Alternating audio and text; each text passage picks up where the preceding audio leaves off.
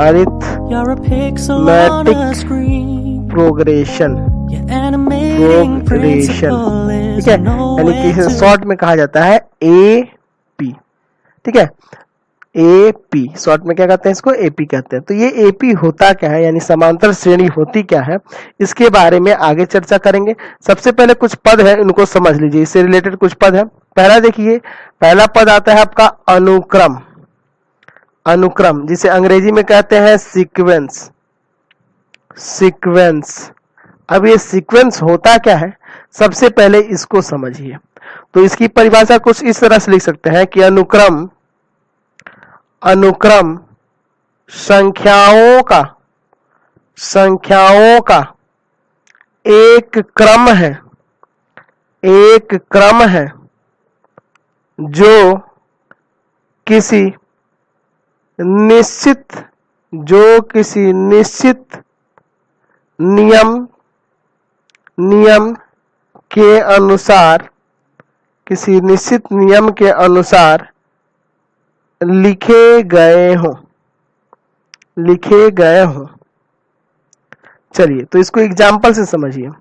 जैसे मान लीजिए हम कहेंगे कि ये आपका एक अनुक्रम है 2 4 6 8, ये क्या है, एक आपका अनुक्रम है। तो यहाँ देख रहे हैं ना कि ये एक संख्याओं का ऐसा क्रम है जो किसी निश्चित नियम के अनुसार लिखा गया है। देखिए 2-2 बढ़ते जा रहा है, सब में 2-2 बढ़ते जा रहा है ना, तो ये क्या है, एक अनुक्रम है। उसी तरह से अनुक्रम हम लिख सकते हैं 1 डबल 1 ट्रिपल 1, है ना, 4 1, तो ये भी एक आपका अनुक्रम ही है, क्योंकि ये किसी निश्चित नियम के अनुसार लिखा गया है।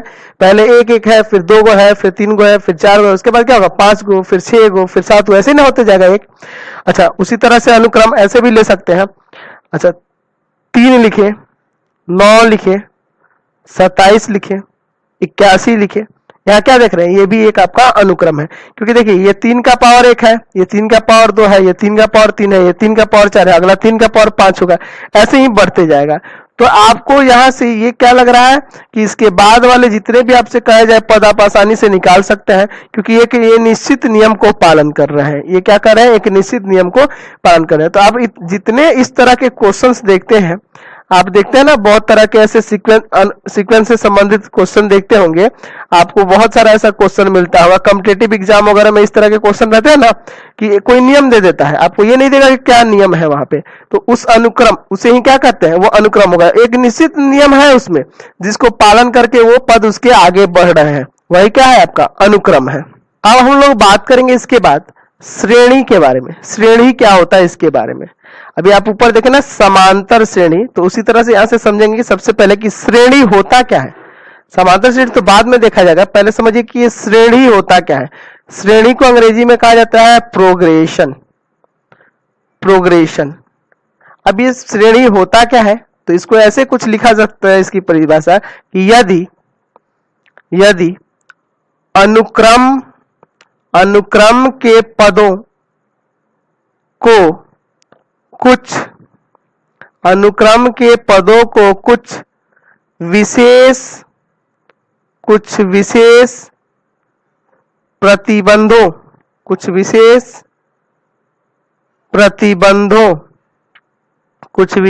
प्रतिबंधों के अधीन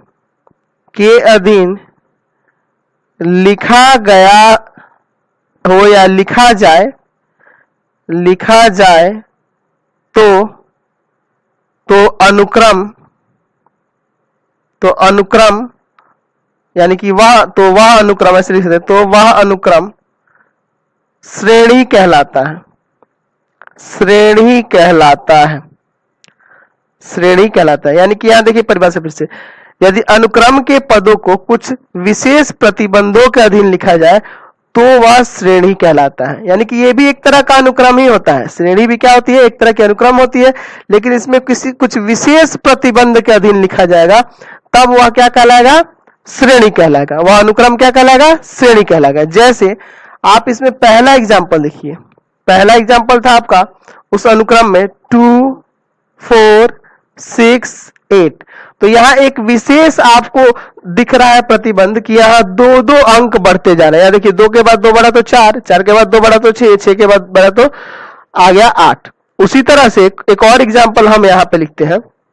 यहाँ पे कुछ इस तरह से लिख सकते हैं, सी नंबर जो है उसको यहाँ लिख देते हैं 3, 9, 27, 81, इस तरह से, समझ गए ना।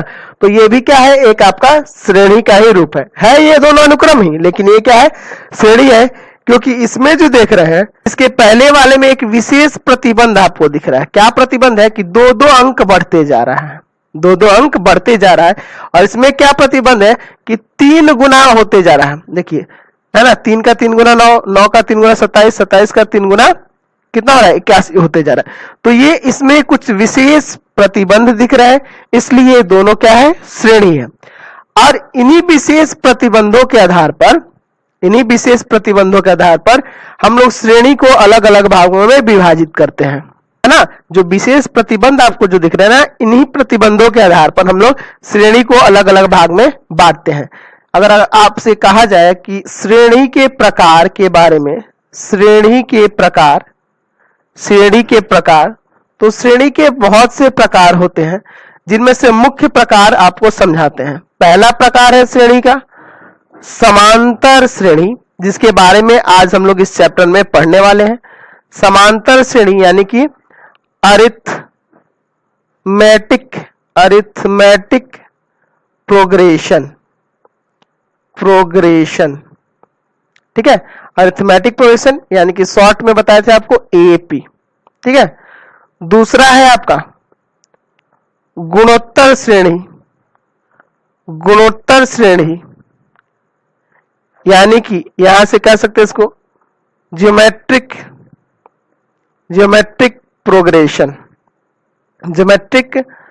प्रोग्रेशन यानी कि शॉर्ट में से कहा जाता है जीपी। उसी तरह से तीसरा एक और श्रेणी होता है ना। ऐसे बहुत से प्रकार होते हैं, लेकिन हमें 3 के बारे में ही मुख्य रूप से जानना है। लेकिन अभी क्लास 10th में है, तो सिर्फ हम लोग समांतर श्रेणी के बारे में ही पढ़ेंगे, बाकी आगे की कोई श्रेणी के बारे में हमें कोई मतलब नहीं है। तीसरी हम लोग लिख देते हैं हरात्मक श्रेणी, हरात्मक श्रेणी, ठीक है। इसको कहते हैं हम लोग हार्मोनिक प्रोग्रेशन, हार्मोनिक प्रोग्रेशन, ठीक है, यानी कि एचपी। तो हमें मुख्य रूप से हमें इस चैप्टर में समांतर श्रेणी के बारे में पढ़ना है, बाकी श्रेणियों से कोई मतलब नहीं है, समझ गया ना। तो एक्चुअल में थोड़ा सा यहां समझ ले, समांतर श्रेणी जो है ना, ये पहला एग्जांपल समांतर श्रेणी का, और दूसरा जो है ना गुणोत्तर श्रेणी का। अब हरात्मक श्रेणी क्या है, चलिएगा क्लास 11 में ना, तो इन दोनों के बारे में विशेष रूप से चर्चा किया जाएगा, गुणोत्तर श्रेणी और हरात्मक श्रेणी के बारे में, ठीक है। अभी फिलहाल हम लोग समांतर श्रेणी को देखते हैं। समांतर श्रेणी की परिभाषा की बात करें तो उसको कुछ इस प्रकार से परिभाषित कर सकते हैं कि एक समांतर श्रेणी संख्याओं की एक ऐसी सूची है, एक संख्याओं की ऐसी सूची है जिसके प्रत्येक पद अपने पद में एक निश्चित संख्या जोड़ने पर प्राप्त होते हैं, ठीक है। तो यहाँ पे आपको समझना होगा फिर से कि समांतर श्रेणी संख्याओं की एक ऐसी सूची है जिसमें प्रत्येक पद अपने पद में एक निश्चित संख्या जोड़ने पर प्राप्त होते हैं। यहाँ पे एक और चीज दिया, ब्रैकेट में घेर दिया है कि पहले पद के अतिरिक्त, यानी कि पहले पद को इसमें इंक्लूड नहीं करना है। जैसे एक एग्जांपल लिखे थे हम, याद है आपको 2, 4, 6, 8, ये इस एक कहते कि यह एक श्रेणी है। तो ये देखिए कैसी श्रेणी है, तो यही आपकी समांतर श्रेणी है, यानी कि एपी है, क्योंकि परिभाषा में लिखा हुआ है कि एक समांतर श्रेणी संख्याओं की एक ऐसी सूची है, संख्याओं की एक ऐसी सूची है जिसमें प्रत्येक पद यानी पहले पद को छोड़कर, है ना, यार पहले ही कह रहा है कि पहले पद के अतिरिक्त, है ना, जिसमें प्रत्येक पद अपने पद में एक निश्चित संख्या जोड़ने पर प्राप्त हो रहा है, ठीक है। यानी कि देखिए प्रथम पद में जब हम एक निश्चित संख्या जो 2 जोड़ रहे हैं, 2 जोड़ने पे 4 प्राप्त हो रहा है, 4 में 2 जोड़ने पे 6 प्राप्त हो रहा है, 6 में 2 जोड़ने पे 8 प्राप्त हो रहा है। तो ये कैसा है, यही एक आपका समांतर श्रेणी है, यानी एपी है। और ये जो निश्चित संख्या जोड़ने पे जो प्राप्त हो रही है, उस निश्चित संख्या को, यह निश्चित संख्या एपी का सार्वंतर यानी कि कॉमन डिफरेंस कहलाता है। यानी कि इसमें जो 2 देख रहे हैं, 2-2 बढ़ते जा रहा है, और जो निश्चित संख्या वही क्या है, इसका सार्व अंतर यानी कि कॉमन डिफरेंस कहलाता है। और सार्व अंतर को ऐसे लिख सकते हैं कि सार्व अंतर को छोटा डी, स्मॉल डी से, है ना, डी से सूचित किया जाता है, सूचित किया जाता है, सूचित किया जाता है। डी का मान यानी कि सार्वंतर का मान, डी का मान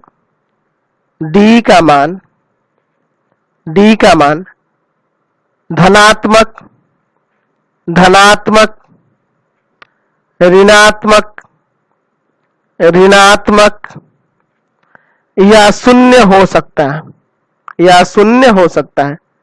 कहने का मतलब कि यहां से ये कह सकते हैं कि डी का जो मान होगा यानी सार्वंतर जो होगा, इनके लगातार पदों के बीच का जो अंतर होगा वो धनात्मक भी हो सकता है, ऋणात्मक भी हो सकता है और शून्य में भी हो सकता है। इसके लिए कोई प्रतिबंध नहीं है। समझ गए?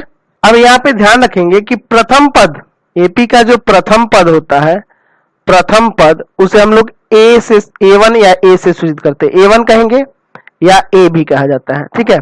द्वितीय पद, द्वितीय पद वो आपका A2 हो जाएगा। तृतीय पद, तृतीय पद यानी तीसरा पद इसका A3 हो जाएगा। ऐसे ही चौथा पद A4, पांचवा पद A5, ऐसे करके। अच्छा, एनवा पद, एनवा पद AN हो जाएगा, AN हो जाएगा। यानी कि अगर आपको AP लिखना होगा, यानी कि यहां से अगर आपको समांतर श्रेणी कोई लिखना होगा, समांतर श्रेणी को यहाँ पे दर्शाना होगा, तो समांतर श्रेणी दर्शाने के लिए आप क्या करेंगे?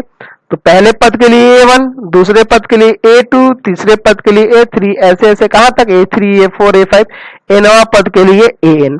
तो यहाँ जो आप देख रहे हैं, अभी हम लोग सार्वंतर की बात करें, तो यहाँ से सार्वंतर को बताए थे कि आप D से सूचित करेंगे।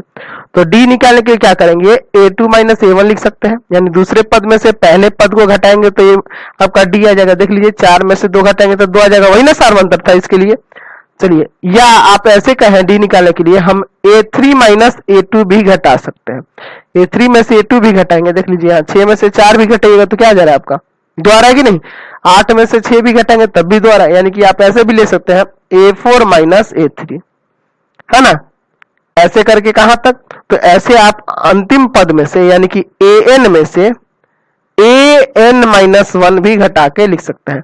अतः यहां से आपका डी का निकालने का जनरल फॉर्मूला हो गया कि AN माइनस AN माइनस 1, यानी कि nवा पद और nवे पद से एक कम, यानी कि AN माइनस 1वां पद घटाएंगे तो आपका डी निकल जाएगा। वही यहां भी कह रहा है कि दूसरे पद में से पहला पद घटाइए, तीसरे पद में से दूसरा पद घटाइए, चौथे पद में से तीसरा पद घटाइए, ये सब क्या आएगा? सार्वंतर, यानी डी निकल जाएगा। चलिए, अगर हम बात करें यहां से एपी के व्यापक रूप के बारे में, या लिखिए एपी यानी कि समांतर श्रेणी का व्यापक, व्यापक रूप, है ना? यानी कि जनरल फॉर्म, जनरल फॉर्म की बात करें, इसके जनरल फॉर्म यानी व्यापक रूप की बात करें, एपी का व्यापक रूप क्या होता है? तो आप यहां से समझ जाइए कि एपी के व्यापक रूप A plus D, A plus 2D, A plus 3D, dot dot dot, ऐसे ही कहां तक? इनवे पद के लिए A plus N minus 1 into D तक। समझ गया ना? कहने का मतलब है, यहां से समझिए, जैसे यहां पे आपको पता चला है प्रथम पद तो A ही हो जाएगा, और द्वितीय पद मतलब क्या? A प्लस D, तृतीय पद क्या? A प्लस 2D, चौथा पद क्या? A plus 3D। ऐसे ही जितने पद निकाल लेंगे ऐसे आप निकाल सकते हैं। यानी कि यहां से आप ध्यान रखेंगे कि प्रथम पद यानी कि A1 के लिए आपका A हो जाएगा, है ना? इस A1 को क्या कहेंगे? प्रथम पद कहेंगे ना, अभी आपको बताए थे प्रथम पद कहेंगे। अच्छा, द्वितीय पद, द्वितीय पद यानी दूसरे पद के लिए A2 के लिए क्या हो जाएगा आपका? A प्लस D हो जाएगा। अच्छा, ऐसे ही तीसरा पद यानी A3, A3 के लिए क्या हो जाएगा? A plus 2D। अच्छा, A4 यानी कि A प्लस 3D, ये आपका फॉर्मूला बनते जाएगा। और मान लीजिए आपको A10 निकालना है तो क्या हो जाएगा फॉर्मूला? A plus 9D। 10वें पद के लिए क्या लगा देंगे? A plus 9D। आपसे कहे कि आप बताइए A 20वां पद, तो आप क्या करिएगा? A20 यानी A 20वां पद यानी A प्लस 19D। उसी तरह से आप यहां से फॉर्मूला जनरली निकाल सकते हैं कि nवा पद, तो nवा पद के लिए ये हो जाएगा A plus N minus 1 into D। तो ये आपका एक फॉर्मूला बन गया, यहां से आपका एक फॉर्मूला बन गया कि AN बराबर A plus N minus 1 into D। AN बराबर A plus N minus 1 into D, जहां पे यहां लिख सकते हैं, जहां एनवा पद, एनवा पद, देखिए एनवे पद को एक और नाम दिया जाता है, टीएन भी कई बुकों में देगा या एल भी देगा, तीनों का मतलब भी एनवा पद से ही है, तीनों का मतलब एनवा पद ही है। अच्छा ये क्या है आपका एनवा पद है, एनवा पद या अंतिम पद के नाम से भी जाना जाता है, इसको अंतिम पद या एनवा पद यानी कि लास्ट टर्म भी कहा जाता है। ठीक है, तो एन को हम लोग टीएन से भी सूचित करते हैं और एल से भी सूचित किया जाता है। और ए का मतलब क्या है यहाँ पे, ए का मतलब है प्रथम पद यानी कि पहला पद, प्रथम पद। अच्छा आपसे पूछा जाए एन क्या है, तो एन है पदों की संख्या, पदों की संख्या, पदों की संख्या। और डी क्या है, तो डी के बारे में पहले ही आपको बता चुके हैं, इसे हम लोग सार्व अंतर के नाम से जानते हैं, यानी कॉमन डिफरेंस इसे कहा जाता है। यानी इस फॉर्मूले के द्वारा आप क्या कर सकते हैं, एपी के कोई भी पद 10वां 20वां 15वां जो भी पद ज्ञात करना होगा आप यहाँ पे रख के निकाल सकते हैं इस फॉर्मूले में। ठीक है, या ऐसा भी हो सकता है कि एन दिया हो, ए दिया हो, एन दिया हो तो डी निकाल सकते हैं, यानी कि इन चारों में से एन, ए, एन और डी इन चारों में से कोई तीन दिया होगा तो चौथे का मान आप आसानी से निकाल सकते हैं। ठीक है, फिर एक्सरसाइज में चलते हैं। प्रश्नावली है आपका 5.1, कह रहा है पहला क्वेश्चन कह रहा है कि निम्नलिखित स्थितियों में से किन स्थितियों में के संबंध संख्याओं की सूची एपी में है। ठीक है, इसमें बताना है कौन से जो सूची बनेगी संख्या की, है ना, वो एपी में होगी और क्यों होगी ये भी बताना है। पहला क्वेश्चन इसमें क्या कह रहा है कि प्रत्येक किलोमीटर के बाद का टैक्सी का किराया, जबकि प्रथम किलोमीटर का किराया 15 रुपया है, प्रथम किलोमीटर का कितना है 15 रुपया है, और प्रत्येक अतिरिक्त किलोमीटर का किराया 8 रुपया है। ठीक है, प्रथम किलोमीटर का 15 रुपया और उसके बाद अतिरिक्त प्रति किलोमीटर का कितना है 8 रुपया है। तो यहां से अगर बात करें तो अगर आप इसको लिखना चाहें, जो इसकी संख्या की सूची अगर बनाइएगा तो पहला दिख रहा है 15 रुपया, पहले किलोमीटर का 15 रुपया है ना, पहले किलोमीटर यानी कि A1 मान लेते हैं 15 रुपया। ठीक है, और प्रत्येक अतिरिक्त किलोमीटर के बाद 8 बढ़ जा रहा है, तो A2 हो जाएगा 15 में 8 बढ़िए, 15 में 8 बढ़िएगा तो आपका 23 रुपया। अच्छा A3 हो जाएगा आपका और फिर 8 बढ़ जाइए, 8 बढ़ जाएगा तो हो जाएगा 31 रुपए, और A4 हो जाएगा इसी तरह से कितना 8 बढ़ जाएगा 39 रुपए, 8 बढ़ना है ना, 8 रुपए किराया बढ़ते जा रहा है। यानी कि अगर इसके पदों की बात करें तो इसके पद कैसे आ जा रहे हैं, तो आ रहे हैं 15, 23, 31, 39 इसी तरह से हो रहा है। तो यहां देखिए प्रत्येक में 8-8 बढ़ते जा रहा है, यानी कि अगर यहाँ डी का मान निकालिएगा तो A2 माइनस A1 यानी कि 23 माइनस 15 आ जाएगा आपका 8, है ना। या आप डी ऐसे भी निकाल सकते हैं, डी बराबर A3 माइनस अगर A2 करें तो यहां भी देखिए 31 में से 23 घटाइएगा तो यहां भी आपका कितना आ जाएगा 8 ही आएगा, यानी सार्व अंतर समान हो रहा है। तो यहां कह सकते हैं कि हाँ यह एपी में है।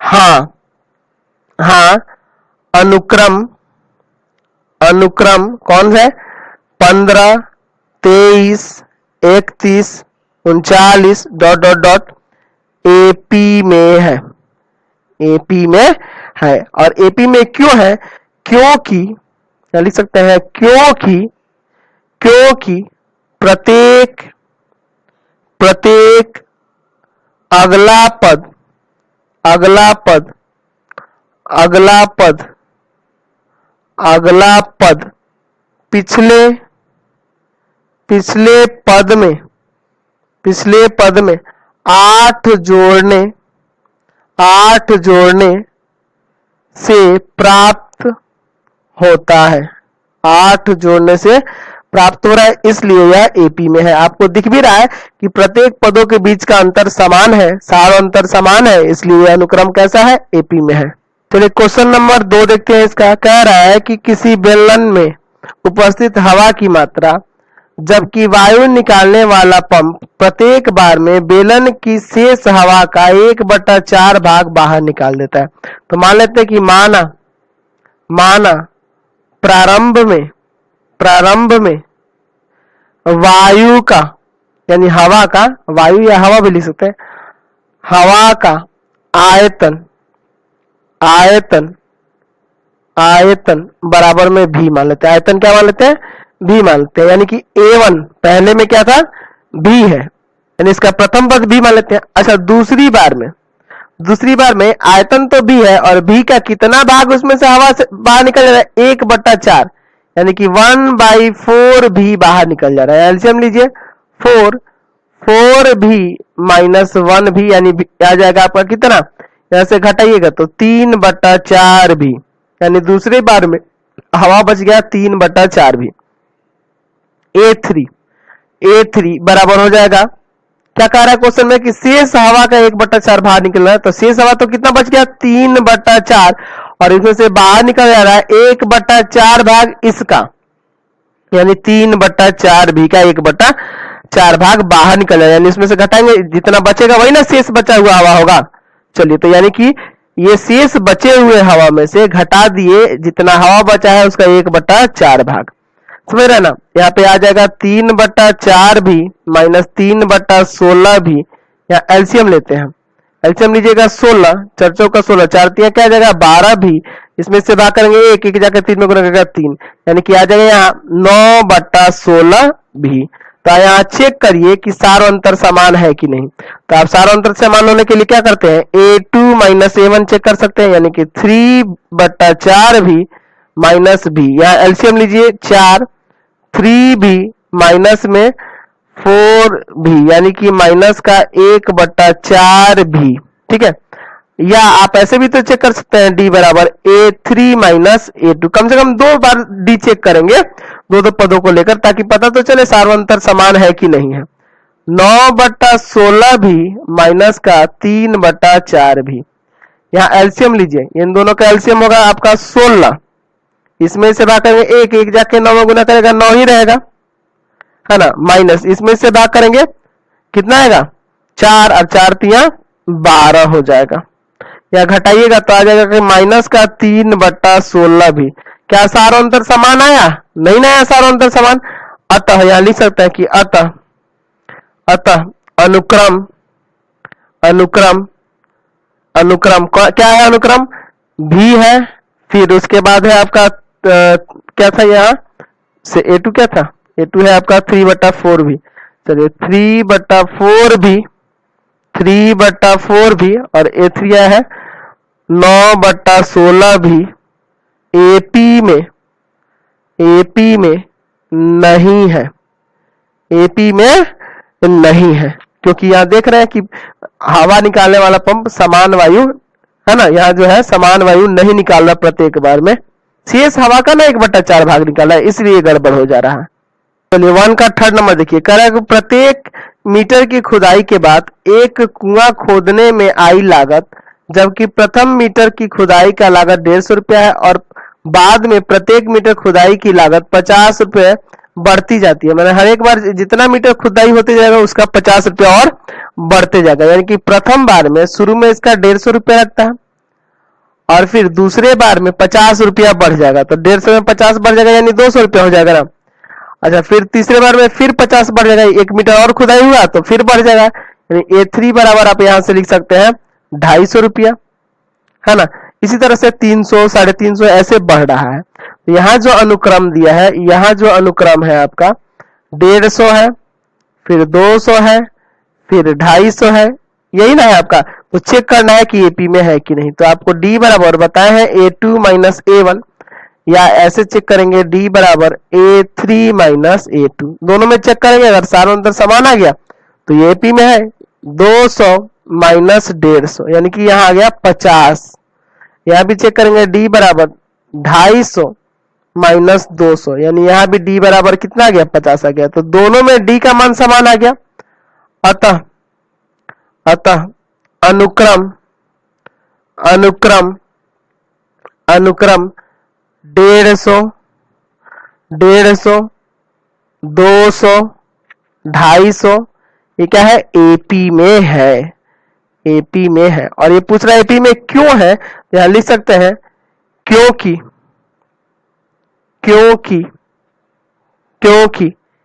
प्रत्येक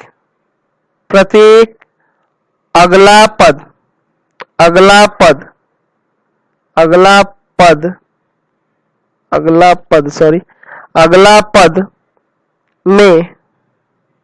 में प्रत्येक अगला पद में प्रत्येक अगला पद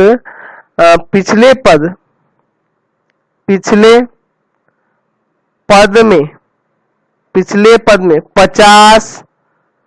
50 जोड़ने पर प्राप्त होता है। ठीक है, यहाँ लिख दिए क्योंकि प्रत्येक अगला पद पिछले पद में 50 जोड़ने पर प्राप्त हो रहा है।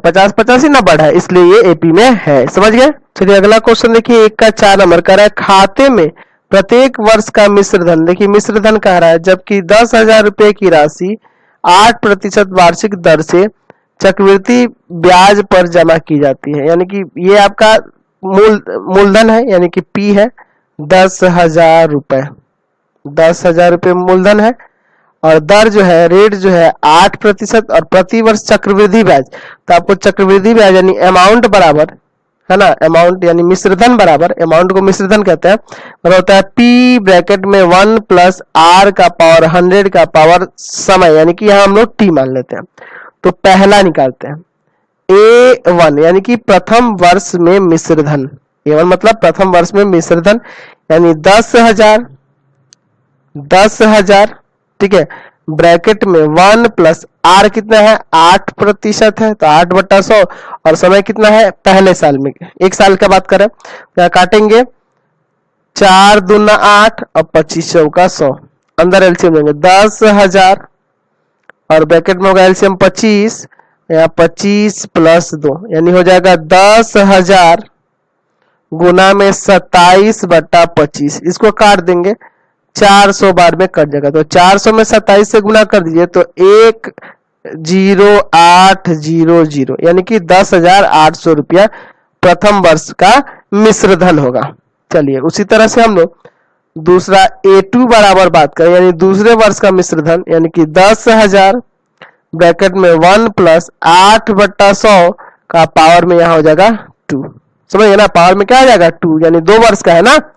चलिए तो 2 और यहाँ आ गया 25, अंदर फिर यहाँ एलसीएम लेना होगा, यही ले लेते हैं 10,000 ब्रैकेट में एलसीएम लिए 25, यहाँ होगा 25 प्लस 2 का पावर 2।